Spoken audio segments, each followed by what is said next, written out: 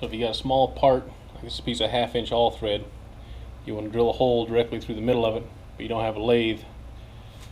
All you got to do, chuck it up in your drill press, put your drill bit in the vise,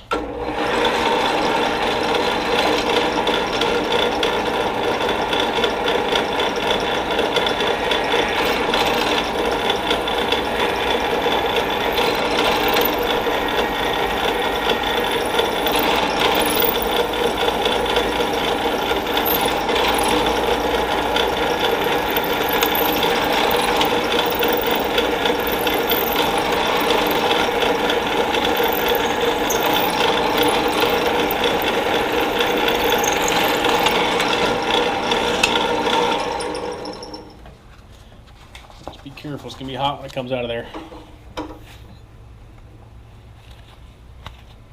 There you go. Pretty dang close to the center. Alright, later y'all.